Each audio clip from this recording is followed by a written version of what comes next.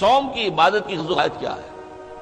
یا ایھا الذین آمنوا کتب علیکم الصیام کما کتب علی الذین من قبلکم لعلکم تتقون، اے ایمان والو تم پر بھی روزہ فرض کیا گیا ہے جیسے کہ تم سے پہلے لوگوں پر کیا گیا تھا تاکہ تمہارے اندر تقویٰ پیدا ہو جائے۔ تقویٰ کسے کہتے ہیں؟ لفظی معنی ہے بچنا، گناہ سے بچنا، حرام کام سے بچنا، حرام چیز کھانے سے بچنا، حرام خوری سے بچنا، حرام کاری سے بچنا، یہ بچنا۔ وقا یقی کے معنی ہے بچانا، وقنا عذاب النار، ہم دعا مانگتے ہیں اے اللہ ہمیں آگ کے عذاب سے بچا لے۔ تو وقا یقی بچانا، اتقا یتقی بچنا، خود بچنا، تاکہ تم بچ سکو، تمہارے اندر تقویٰ پیدا ہو جائے، تم اللہ کی نافرمانی سے بچو، گناہوں کے ارتکاب سے بچو، حرام خوری سے بچو، اس لیے تمہارے اوپر روزہ فرض کیا گیا۔ اب اس کی حکمت کو سمجھیے۔ دیکھیے ایک ہے ہماری خودی، ہماری انا۔ جب میں کہتا ہوں میں، تو میں سے مراد کیا ہے؟ یہ ہاتھ میرا ہے، یہ پاؤں میرے ہیں، یہ آنکھیں میری ہیں، یہ سر میرا ہے، یہ جسم، میں کون ہوں؟ میں کی حقیقت ذرا مختلف ہے، انا، خودی، سیلف۔ ایک ہے ہمارا حیوانی وجود، اس حیوانی وجود میں وہی سارے تقاضے موجود ہیں جو حیوانات کے اندر ہیں۔ ہر حیوان کھانا جو ہے اسے چاہیے، انسان کو بھی چاہیے۔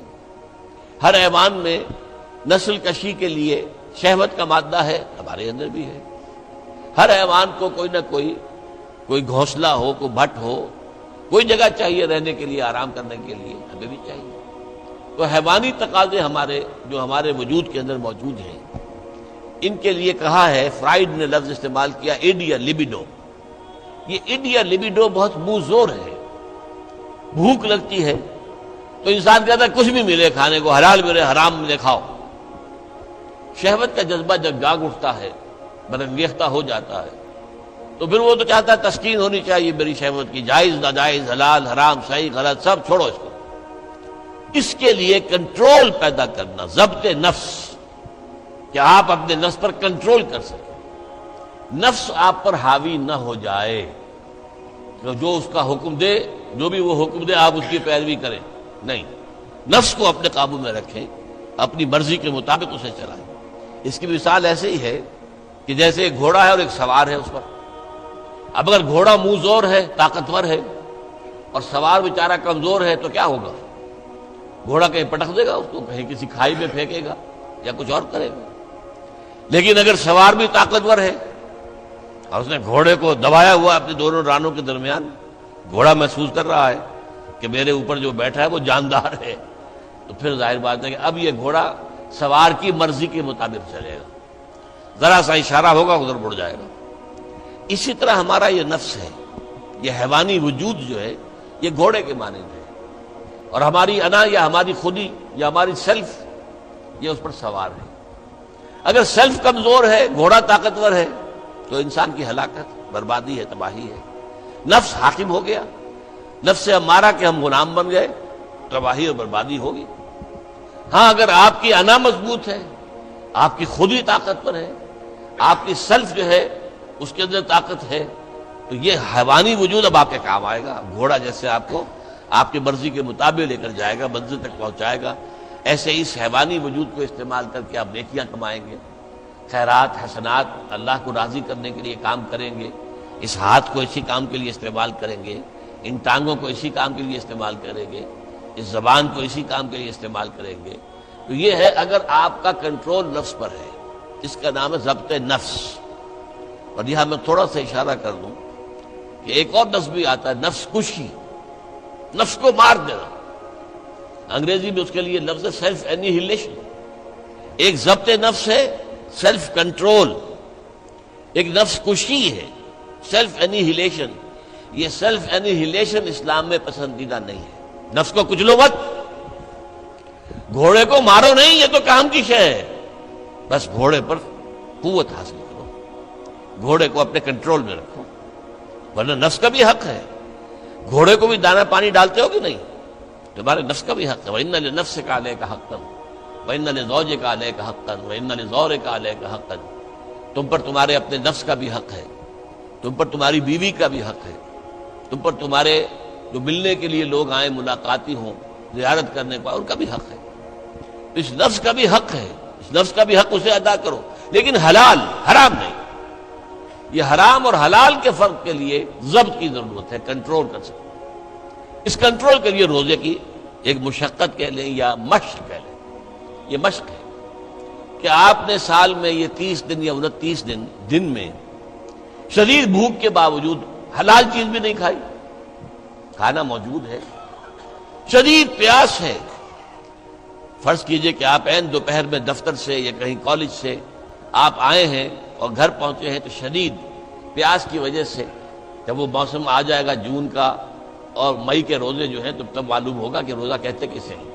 ابھی تو ہم کچھ دنوں سے عادی ہو گئے، سردی میں روزے تھے، روزہ کچھ کہتا ہی نہیں تھا، اب بھی ذرا ہے، کچھ تھوڑا سا رنگ دکھا رہا ہے، لیکن اکتوبر کا مہینہ ہے، اس میں وہ گرمی تو نہیں ہے نا۔ لیکن ہو سکتا ہے کہ اس وقت اگر روزہ ہو تو گلے کے اندر کانٹے پڑے ہوئے ہوں گے پیاس کی وجہ سے، اور گھر میں پہنچے تو معلوم ہے پانی موجود ہے، فریج موجود ہے، ٹھنڈا پانی موجود ہے، برفاب اور بھی ڈرنکس موجود ہیں، روح افزا کی بوتل رکھی ہوئی ہے، نہیں پینی۔ کیوں؟ اللہ کی اجازت نہیں۔ یہ مشق آپ 30 دن کریں گے تو اس سے توقع ہے کہ آپ کے اندر یہ صلاحیت پیدا ہو جائے کہ بقیہ 11 مہینے حرام تو نہ کھائیں، ایک مہینے حلال بھی نہیں کھایا اللہ کے حکم کی وجہ سے، تو حرام اللہ نے کیا ہے نا، اللہ کا حکم ہے۔ 11 مہینے یہ تقویٰ پیدا ہو جانا چاہیے، یہ طاقت تمہارے اندر پیدا ہونی چاہیے، یہ صلاحیت پیدا ہونی چاہیے کہ حرام میں منہ مت مارو، حرام سے اجتناب کرو۔ یہی وجہ دیکھیے، ذرا کڑوی بات آپ کو سنا رہا ہوں۔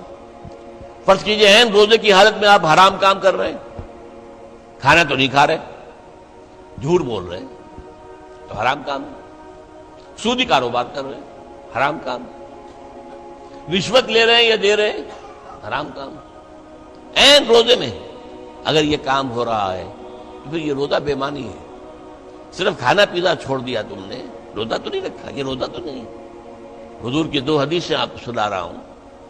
من لم یدع قول الزور والعمل به، جس شخص نے جھوٹ بولنا اور جھوٹ پر عمل کرنا نہیں چھوڑا، فلیس للہ حاجۃ ان یدع طعامہ وشرابہ، تو اللہ کو کوئی ضرورت نہیں ہے کہ وہ کھانا پینا چھوڑ دے۔ جھوٹ بولنا نہیں چھوڑا عین حالت صوم میں، تو یہ صوم نہیں ہے، فاقہ ہے۔ تم نے کھانا پینا چھوڑ دیا، بس روزہ نہیں۔ نہ اس میں روزے کی حکمت پوری ہوگی، نہ روزے کی غرض و غایت پوری ہوگی، نہ روزے کی برکات، روزے کے انوار اس سے پیدا ہوں گے، بلکہ بس یہ ہے کہ آپ نے دن بھر میں فاقہ رکھا ہے، اللہ اللہ خیر صلی اللہ۔ اس طرح ایک اور حدیث میں آتا ہے، کم من صائم لیس من صیامہ الا الجوع، کتنے ہی روزہ رکھنے والے ایسے ہیں جنہیں اپنے روزے سے سوائے بھوک کے اور کچھ حاصل نہیں، بھوکا رہا، بس منہ بند کیے رکھا، باقی روزہ نہیں تھا وہ۔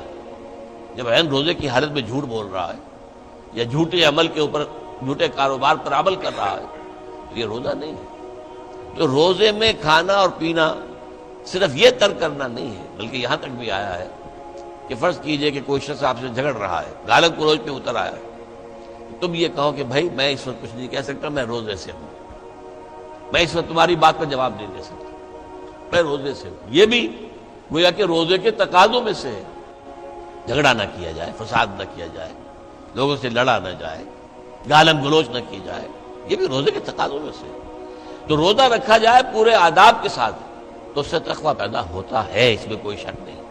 تو یہ ہے گویا کہ اولین سطح پر روزے کی حکمت، یا ایھا الذین آمنوا کتب علیکم الصیام کما کتب علی الذین من قبلکم لعلکم تتقون۔ اب آئیے اگلی منزل، کچھ عرصے کے بعد پھر رمضان کے روزے فرض کر دیے گئے۔ شہر رمضان الذی انزل فیہ القرآن ھدی للناس وبینات من الھدی والفرقان فمن شہد منکم الشہر فلیصم۔ رمضان کا مبارک مہینہ وہ ہے جس میں قرآن نازل ہوا، اور قرآن کیا ہے؟ لوگوں کے لیے ہدایت اور حق و باطل میں امتیاز کی بینات، روشن چیزیں، واضح چیزیں، کھلی چیزیں، بین چیزیں۔